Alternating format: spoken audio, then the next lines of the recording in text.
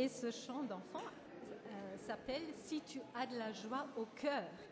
Et alors, on frappe les mains, on claque la langue. Je vais aller là. Et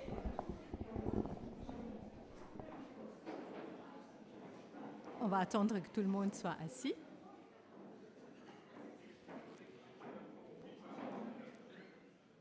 Et alors, avec ce chant, on est invité à frapper des mains, à claquer la langue et à dire « Amen ». Et c'est Toscane qui va nous aider, qui va vous montrer.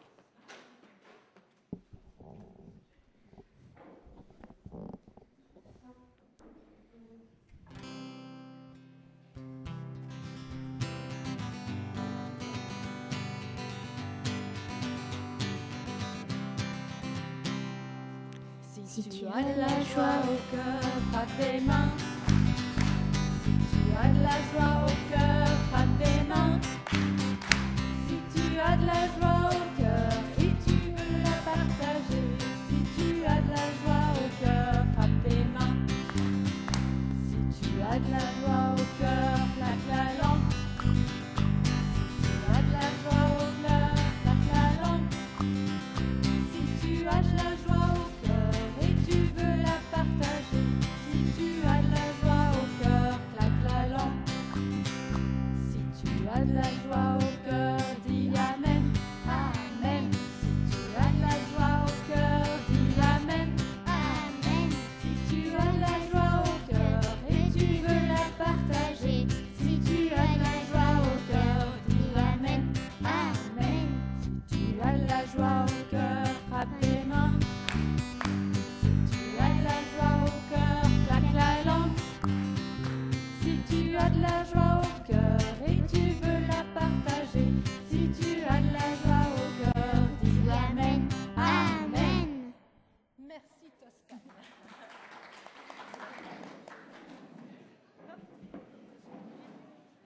Merci beaucoup. Et on va continuer avec un chant qui dit « Seigneur, nous arrivons des quatre coins de l'horizon dans ta maison. Nous voici enfin tous autour de la table, rassemblés ici pour parler de toi. Tu nous as nourris d'un amour formidable et nous te chantons simplement notre joie. »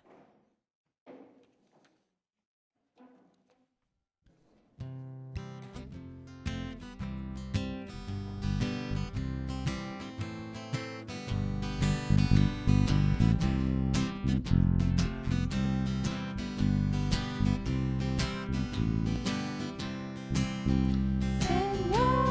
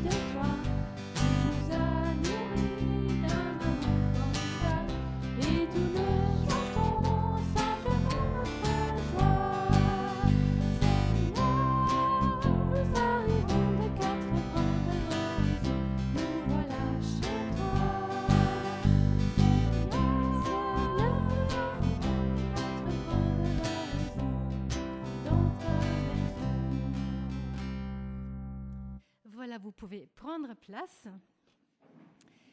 Et j'aimerais souhaiter la bienvenue à chacun et chacune ce matin.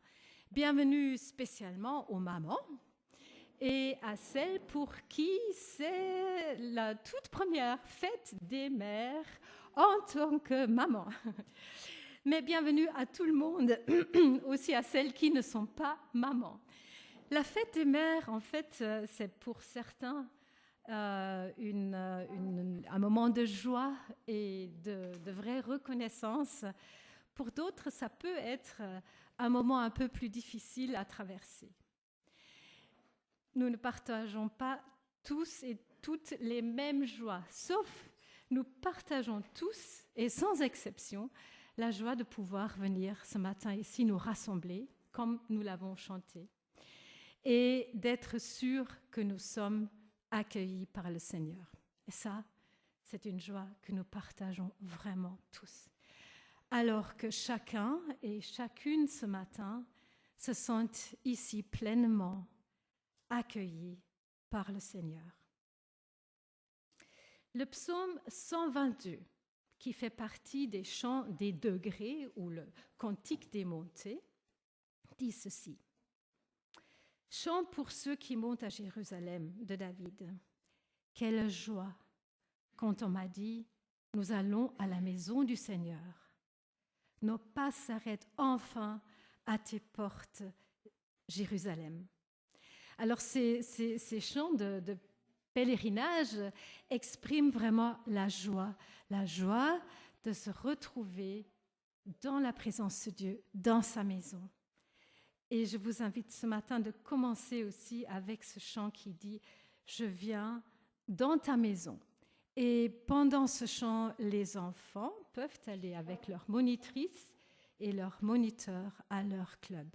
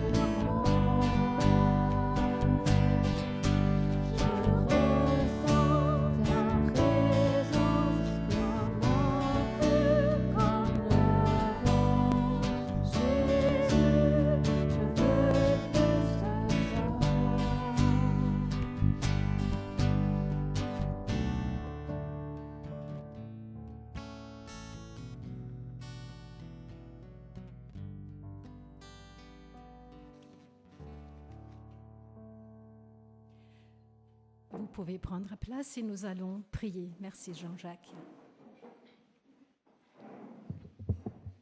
je vous invite à la prière. Et qu'il est bon pour les frères et les sœurs d'être ensemble, c'est là que l'Éternel envoie sa bénédiction. C'est ce que le psalmiste disait et pour nous, c'est réalité aujourd'hui. Seigneur, je veux te remercier de permettre que nous soyons ensemble. Si nous sommes ensemble, c'est parce que tu l'as permis. Tu as permis que nous puissions braver tout ce que nous avons dehors. Nous pouvons éviter des accidents et arriver ici pour louer ton nom ensemble. La même parole que je citais tout à l'heure nous dit que quand 2 ou 3 sont ensemble, tu es au milieu d'eux. Merci d'être avec nous et nous le croyons par ton Saint-Esprit. Nous croyons vraiment à cette parole et nous savons que tu es avec nous. Bénis chacune des personnes dans cette salle. Écoute les cœurs de chacun d'entre nous.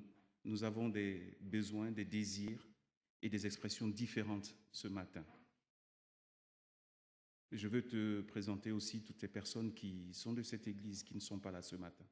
Quelles que soient les raisons pour lesquelles ils sont absents, Seigneur, je voudrais te demander d'être avec eux, de permettre qu'ils passent un temps avec toi et que tu puisses te souvenir d'eux, surtout ceux qui sont malades.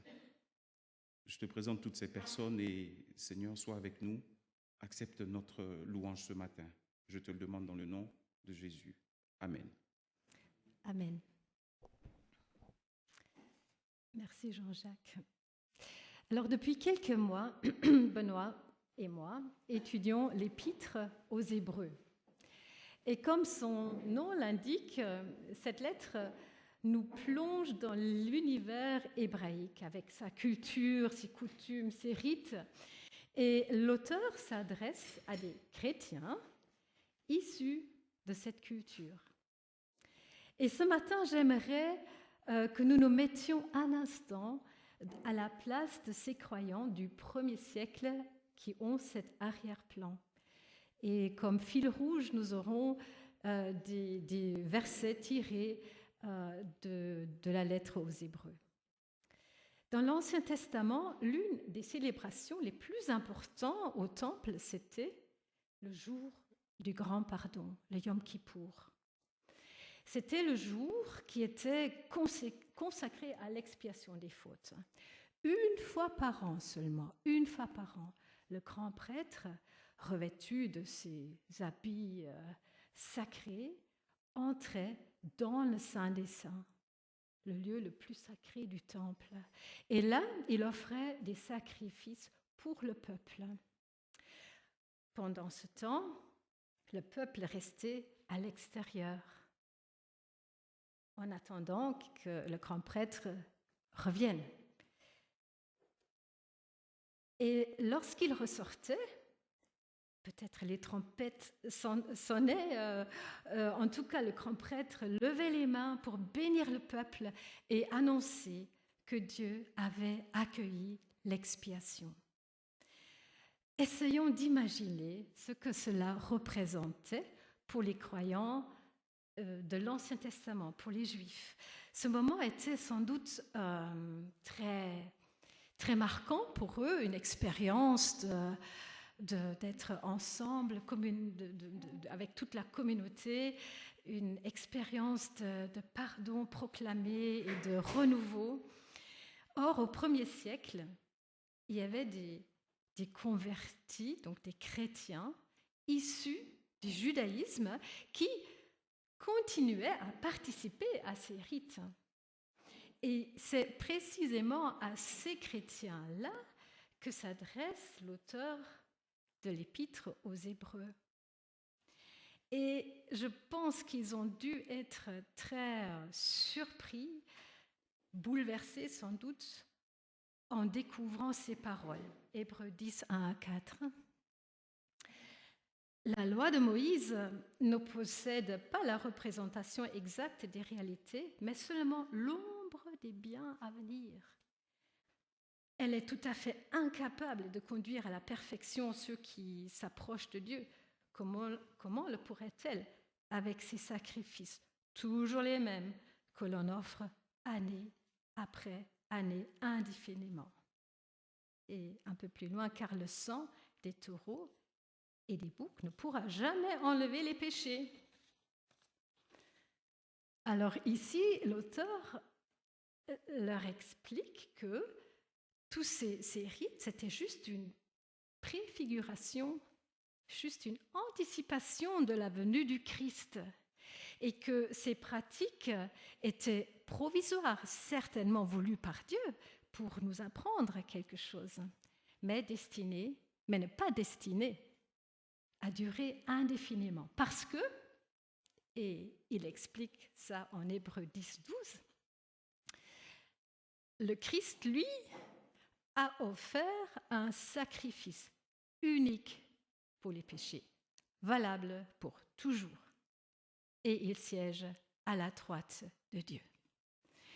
Cela nous mène tout doucement à la célébration du repas du Seigneur ou de la Sainte Seine.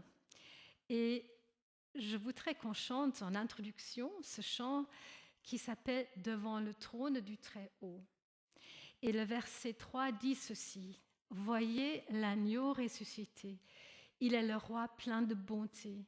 Non, il ne changera jamais, lui ma justice, mon bien, ma paix. En lui, j'ai la vie éternelle. Par son sang, il m'a racheté. » Ce chant, je voudrais qu'on le chante à mon enterrement. Je suis très attachée à ce chant, donc vous prenez note. C'est un chant qui, quand le doute peut nous assaillir,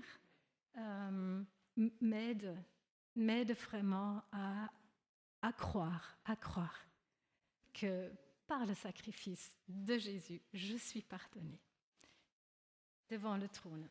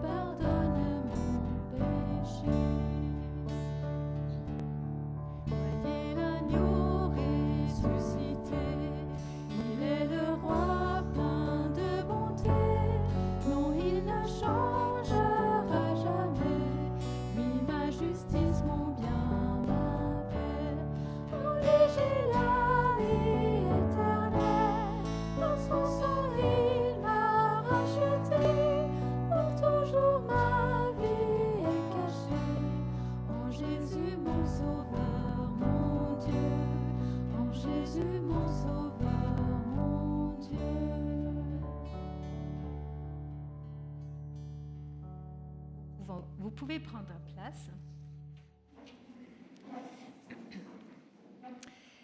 Ce n'est donc plus par l'intermédiaire d'un prêtre une fois par an, mais par le sacrifice du Christ lui-même que nous sommes pardonnés.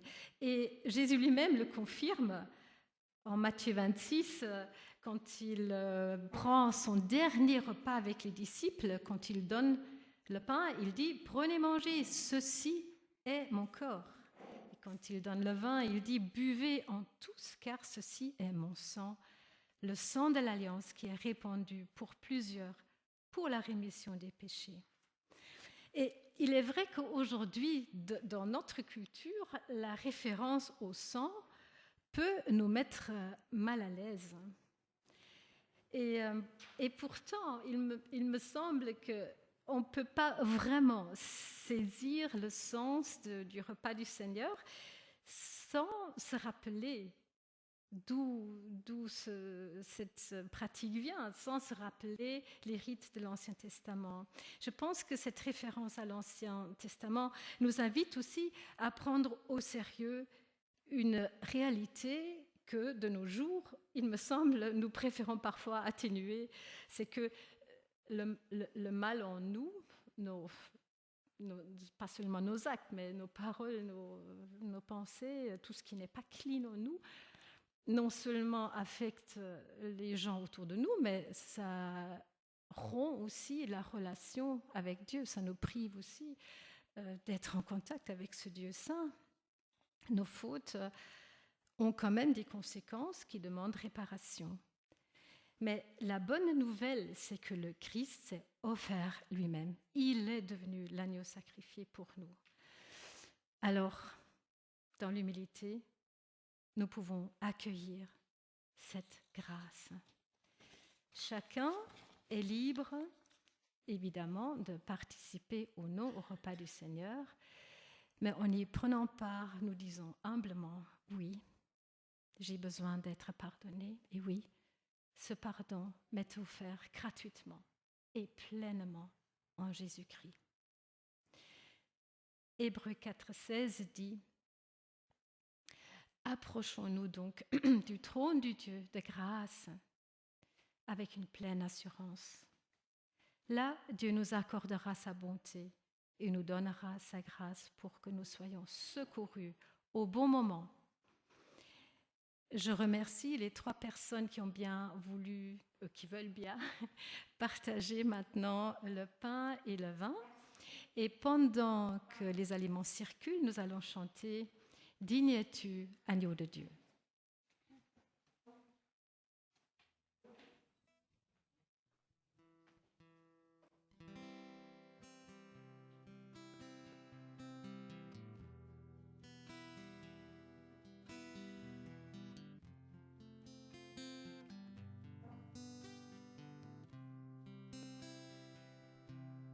Dieu de gloire, je t'adore. Ton nom s'élève en majesté de mes lèvres.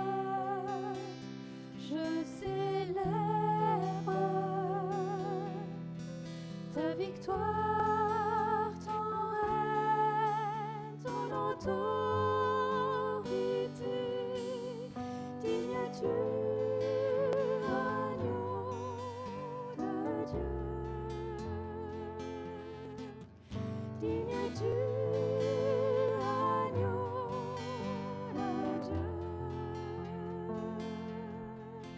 Tous les anges ensemble acclament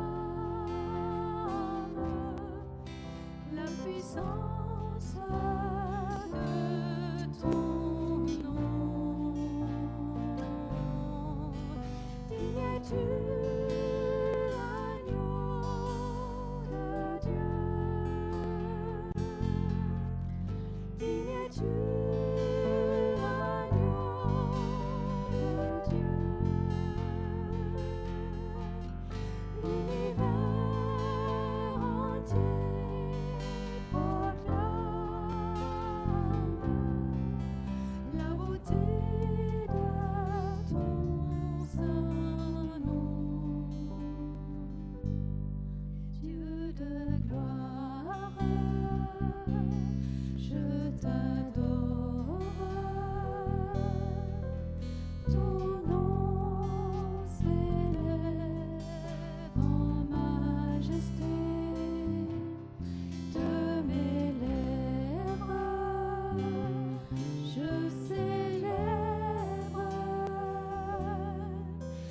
Victoire, ton règne, ton autorité, digne es-tu, agneau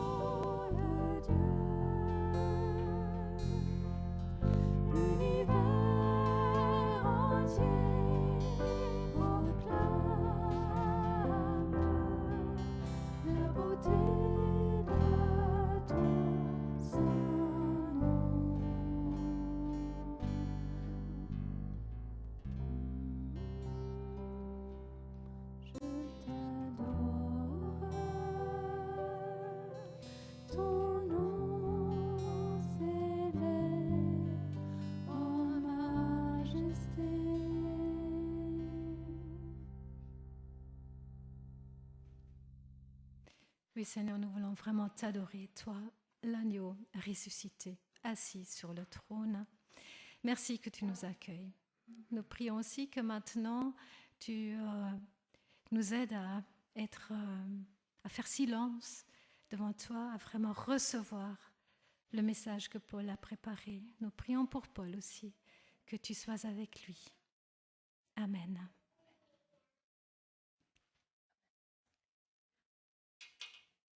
Merci beaucoup.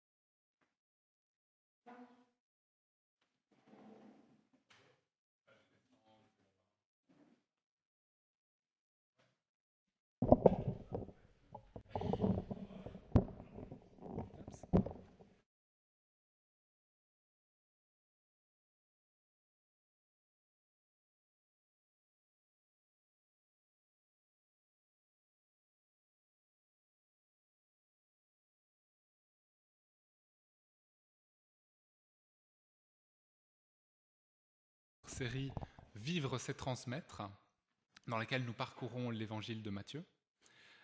Et je m'insère à la suite des prédications de Bernard et Ariane sur le sermon sur la montagne. Alors aujourd'hui, nous allons aborder la dernière partie, qui est le chapitre 7 de l'évangile de Matthieu. Et alors, c'est la partie qui clôt le message de Jésus dans le sermon sur la montagne. Alors, je fais un très bref rappel sur les prédications précédentes. Donc, le message de Jésus traite de notre comportement, de notre rapport à la loi et de notre vision de Dieu. Et en fait, ce que Jésus prône, c'est un changement d'attitude. En fait, il est question des éléments que je viens de dire, mais c'est vraiment l'attitude qui est en arrière-plan. Et Jésus parle de cela avec ses disciples. Il nous donne des pistes sur l'attitude à avoir.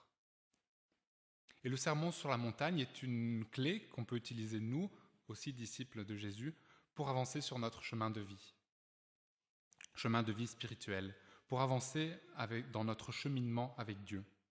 C'est lui qui nous transforme jour après jour. La semaine passée, nous avons parlé d'humilité. C'est également aujourd'hui ce dont on va parler, et c'est en tout cas la clé aussi pour comprendre ce matin. L'humilité est une qualité nécessaire pour appliquer ce message apporté par Jésus. Alors ce chapitre parle en particulier des relations les uns aux autres, mais aussi de notre relation avec Dieu. Je commence la lecture au chapitre 7, les versets 1 à 4.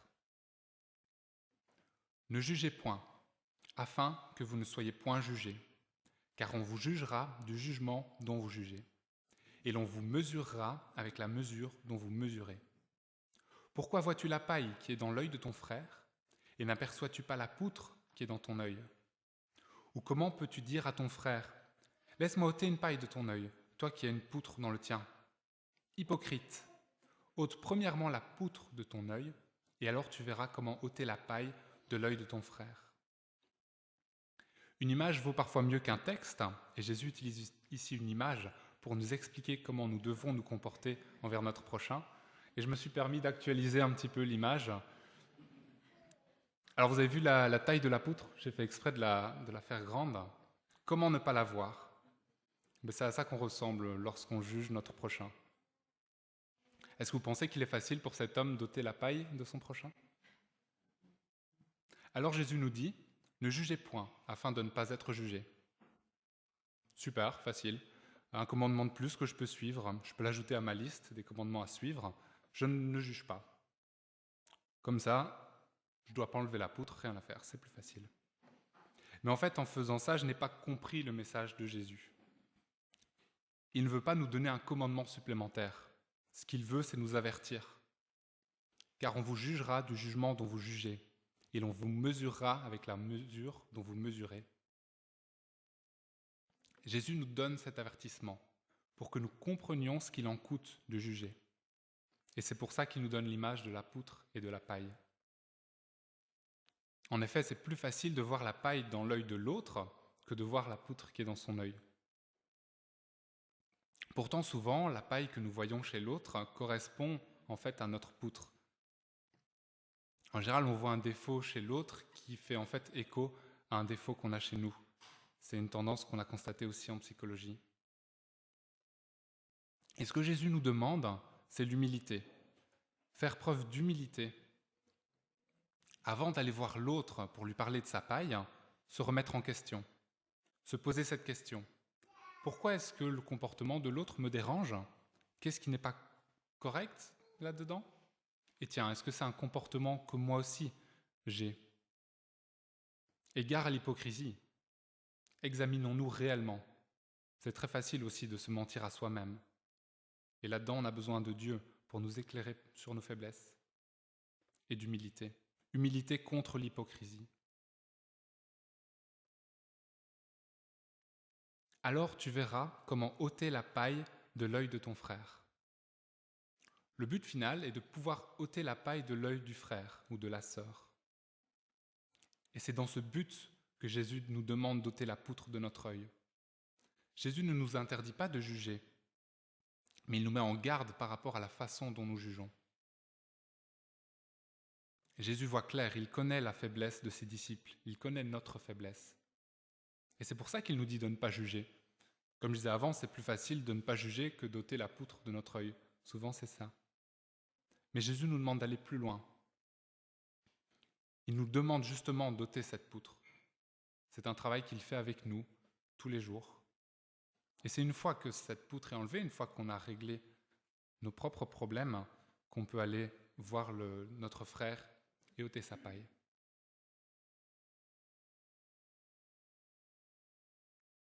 Alors Jésus n'en parle pas ici, mais c'est assez... je pense qu'on peut le dire, qu'il faut faire attention à la manière dont on voit aussi notre prochain et dont nous adressons le problème de la paille. Reprendre son frère avec douceur pour qu'il puisse recevoir la critique. Et c'est peut-être ce que Jésus dit en fait dans le verset suivant. Ne donnez pas les choses saintes aux chiens, ne jetez pas vos perles devant les pourceaux, de peur qu'ils ne les foulent aux pieds et ne se retournent et ne vous déchirent. Tiens, quand Jésus parle des chiens et des pourceaux, est-ce qu'il n'exprime pas un jugement par rapport à ces personnes? Jésus nous demande de faire preuve de discernement. Lorsqu'une personne se braque, ce n'est pas la peine d'insister. Il n'est pas nécessaire d'aller vers les personnes qui ne nous demandent pas d'aide. Et j'apporte de la nuance, bien sûr. Ça ne veut pas dire que nous ne devons pas persévérer lorsque nous interagissons. Ça ne veut pas dire non plus que tout le monde exprime ses besoins, qu'il faut répondre aux besoins exprimés, uniquement aux besoins exprimés. Et c'est pour ça qu'on a besoin de discernement, en fait, et qu'il est essentiel. Le verset qui est affiché pour le moment peut aussi être compris d'une autre manière. Il peut être compris que le sermon sur la montagne n'est pas accessible à tout le monde. Et comme on l'a rappelé dans les prédications précédentes, Jésus s'adresse en premier lieu à ses disciples. Pour un non-croyant, c'est difficile de comprendre tout ce qui est donné ici. Comment est-ce qu'il va comprendre qu'il faut tendre l'autre joue alors que ça n'a pas de sens dans sa logique, dans la logique du monde? Vouloir enseigner le sermon sur la montagne à une personne qui n'a pas encore fait le pas de la foi, ce n'est pas forcément une bonne idée.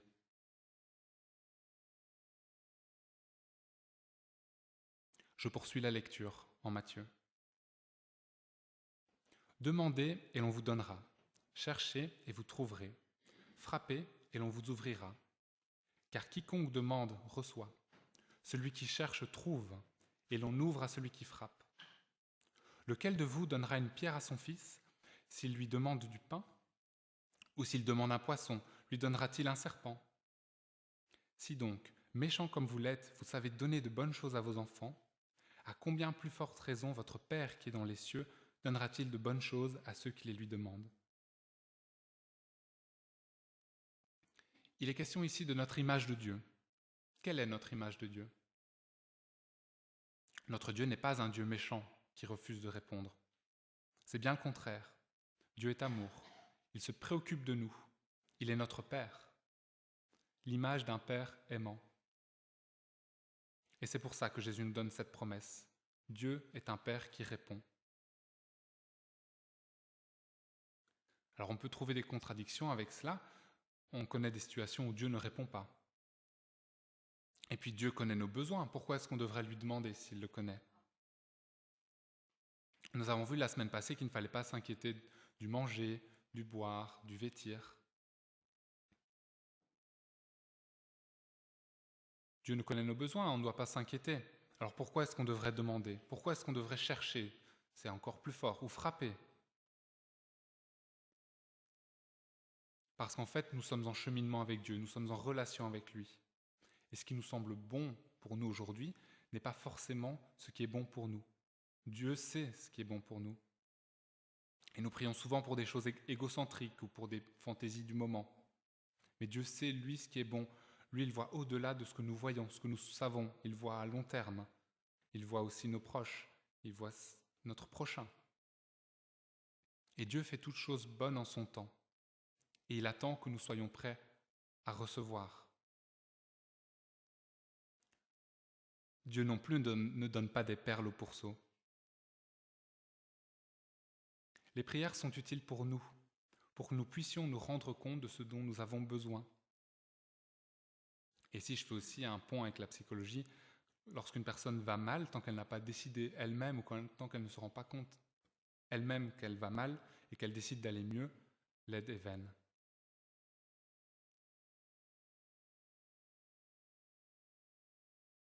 Je poursuis la lecture. Tout ce que vous voulez que les hommes fassent pour vous, faites-le de même pour eux, car c'est la loi et les prophètes. On est toujours dans des relations ici. On parle de règles d'or, certains appellent ce passage comme ça. Et à nouveau ici, Jésus, dans le Sermon sur la montagne, dépasse ce qu'on a l'habitude d'entendre, ce qu'on peut entendre de similaire. Le dicton, que vous connaissez peut-être, dit de ne pas faire à son prochain ce qu'on ne veut pas qu'on fasse à nous. Mais Jésus ici demande d'être proactif, de faire au prochain ce qu'on voudrait qu'on fasse pour nous. Et je reprends l'image de la poutre ici, où la poutre représente mon ego et tout ce que je fais pour moi-même, toutes les préoccupations que j'ai pour moi. Et la paille, qui est l'autre, c'est ce que je fais pour l'autre. Et Jésus renverse un peu ce qu'il disait au début. Au début, il disait que nous sommes jugés à la manière dont on juge. Et ici, d'une certaine manière, c'est la même chose. Tout ce que je veux que l'on fasse pour moi, je le fais pour les autres. Et il nous dit que toute la loi est résumée ici. Pas besoin de liste de commandements. Jésus nous demande d'être amour les uns avec les autres. Alors je ne vais pas vous faire la liste des 10 commentaires et vous expliquer, des 10 commandements, et vous expliquer comment chaque commandement par l'amour n'a pas de sens. Si on aime son prochain, on n'a pas besoin des 10 commandements. Mais c'est difficile à respecter. Tout le sermon sur la montagne, en fait, est exigeant et difficile à respecter.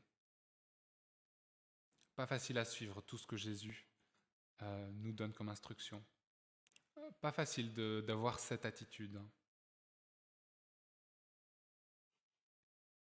Entrez par la porte étroite, car large est la porte, spacieux est le chemin qui mène à la perdition. Il y en a beaucoup qui entrent par là, mais étroite est la porte, resserrez le chemin qui mène à la vie, et il y en a peu qui les trouvent. Comme je disais, pas facile.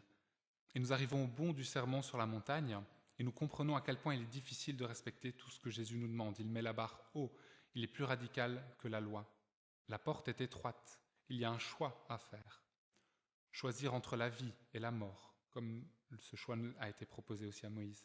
Une action à faire, entrez par la porte, entrez dans le royaume de Dieu. Et dans la suite, Jésus nous met en garde contre les faux prophètes qui promettent beaucoup de choses. On en rencontre encore aujourd'hui. Gardez-vous des faux prophètes. Ils viennent à vous en vêtements de brebis, mais au-dedans ce sont des loups ravisseurs. Vous les reconnaîtrez à leurs fruits. Cueille-t-on des raisins sur des épines ou des figues sur des chardons? Tout bon arbre porte de bons fruits, mais le mauvais arbre porte de mauvais fruits. Un bon arbre ne peut porter de mauvais fruits si un mauvais arbre portait de bons fruits. Tout arbre qui ne porte pas de bons fruits est coupé et jeté au feu. C'est donc à leurs fruits que vous les reconnaîtrez. Oui, les faux prophètes ont des paroles agréables, réconfortantes, comme la douceur de la laine, mais les intentions ne sont pas réelles. Et nous ne pouvons pas toujours déceler les intentions d'une personne. On ne peut pas savoir ce qu'il y a derrière. Et donc, nous avons ce moyen pour juger, en fait, pour discerner. C'est aux fruits que l'on peut constater si une personne est au service de Dieu et si elle n'est pas au service d'elle-même. Et Jésus nous demande de faire preuve de discernement à nouveau, discerner entre les vrais et les faux prophètes. Qui doit être écouté? Qui a des perles à nous donner? Des vraies perles.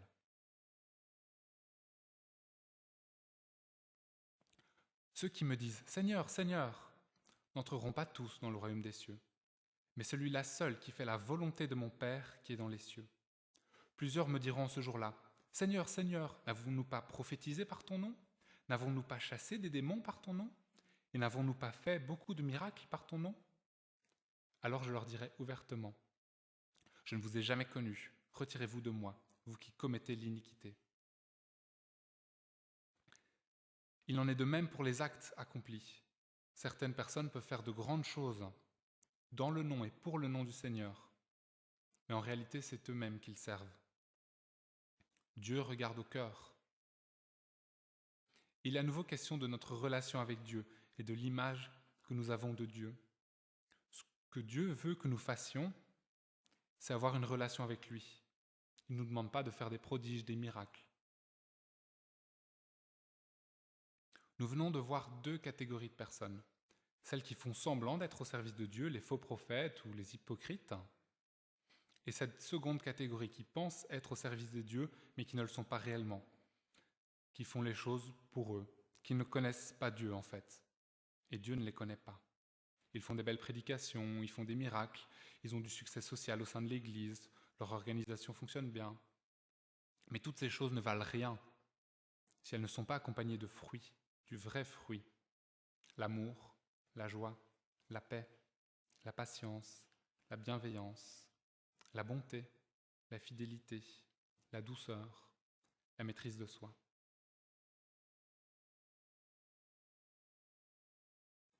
Jésus termine son discours par un tout dernier avertissement. C'est pourquoi, quiconque entend ces paroles que je dis et les met en pratique sera semblable à un homme prudent qui a bâti sa maison sur le roc. La pluie est tombée, les torrents sont venus, les vents ont soufflé et se sont jetés contre cette maison. Elle n'est point tombée parce qu'elle était fondée sur le roc. Mais quiconque entend ces paroles que je dis et ne les met pas en pratique sera semblable à un homme insensé qui a bâti sa maison sur le sable. La pluie est tombée, les torrents sont venus, les vents ont soufflé et ont battu cette maison. Elle est tombée et sa ruine a été grande. Ce que nous avons vu ces 3 derniers dimanches, tout au long du Sermon sur la montagne, ne nous a pas été donné seulement pour être médité. Ça doit être mis en pratique. Quiconque entend ces paroles que je dis et les met en pratique sera semblable à un homme prudent qui a bâti sa maison sur le roc.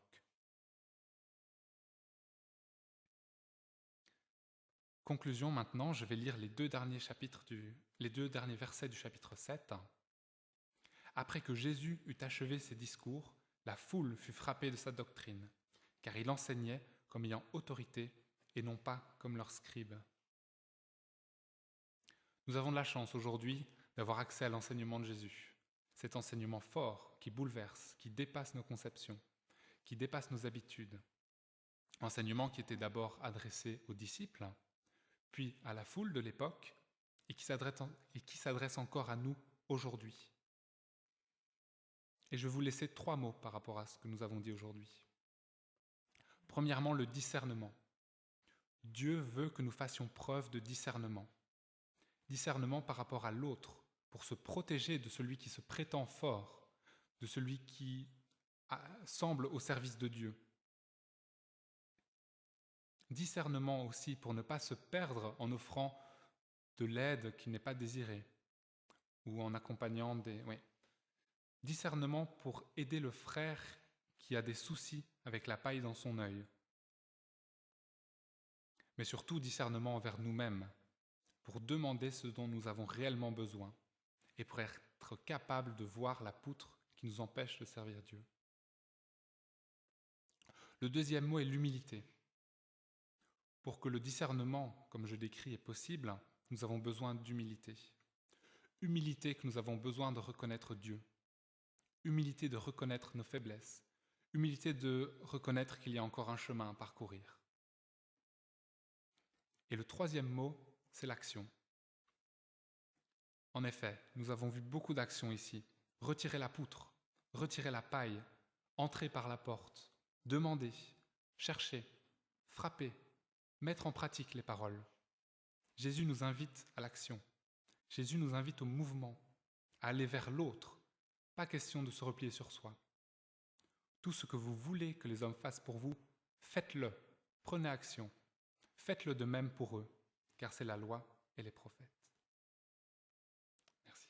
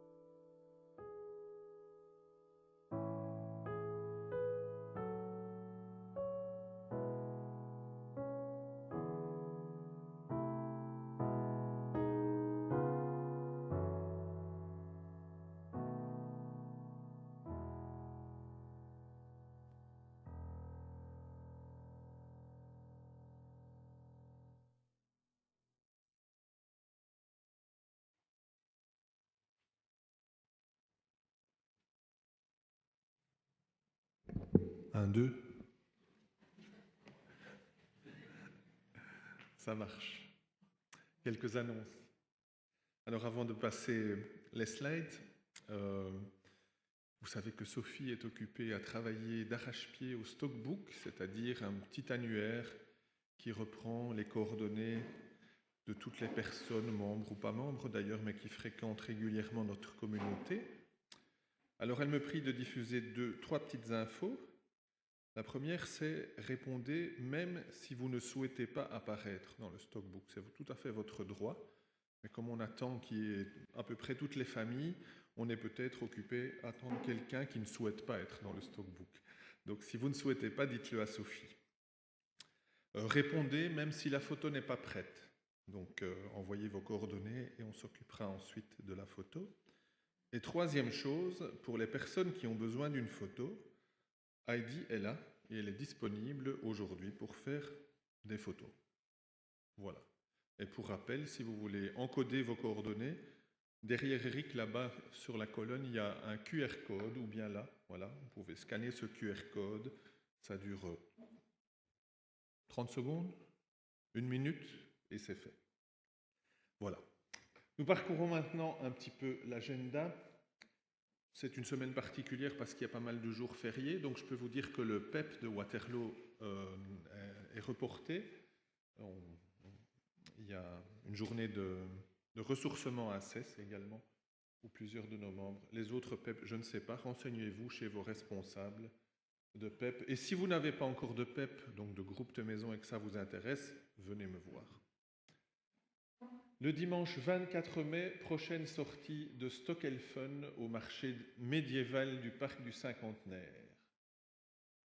Trop bien pour les enfants, ça. Et pour les plus grands. Déjà, quelques dates concernant cet été. Le dimanche 28 juin, nous aurons ici un culte spécial cadet, puisque c'est la fin de l'année, et suivi d'un repas ensemble. Le dimanche 5 juillet, Café Théo, c'est juste ça? Oui, dimanche 5 juillet, Café Théo. Ok, très bien. Après le culte alors, c'est ça? Autour d'un goûter chez Audrey, oui, pardon. Alors, deux infos, le dimanche 26 et le dimanche 2 août, nous aurons un culte en commun, le 26 juillet, à la CCS, donc ici, avec les frères et sœurs de l'église de Bierge.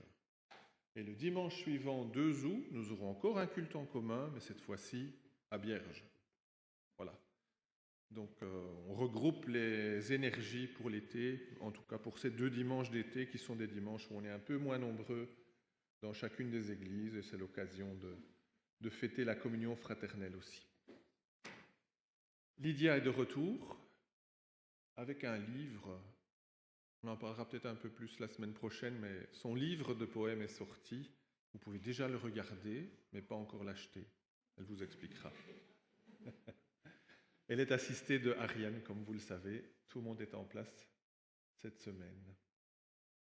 Voilà. On reste là-dessus sur le... Non, voilà. J'ai plus rien d'autre. J'ai rien oublié? Je repasse la parole à Heike.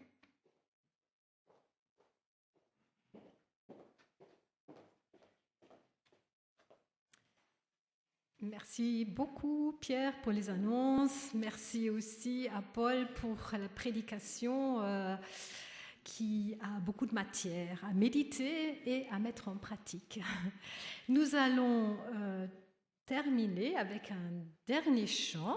Pendant ce chant, je demande aux mêmes 3 personnes de passer les corbeilles pour récolter vos dons qui servent entre autres à soutenir toutes les œuvres que vous avez vues brièvement.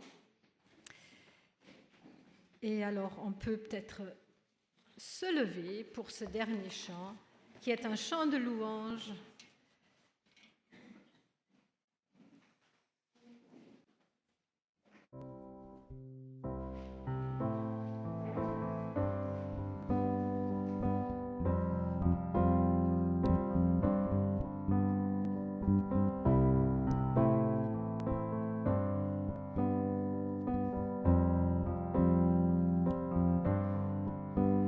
Quand le son de l'univers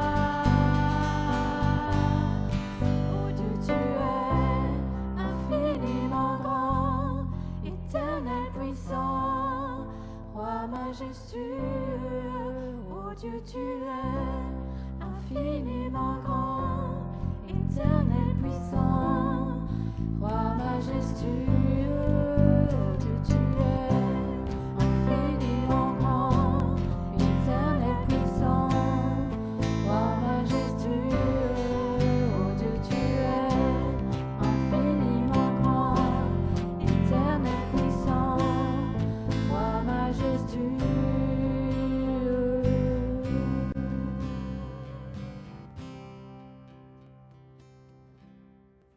Un dernier verset de l'Épître aux Hébreux. Que ce Dieu vous rende capable de faire le bien sous toutes ses formes pour que vous accomplissiez sa volonté, qu'il réalise lui-même en nous par Jésus-Christ, ce qui lui est agréable. À lui soit la gloire pour l'éternité. Amen. Bon dimanche à chacun.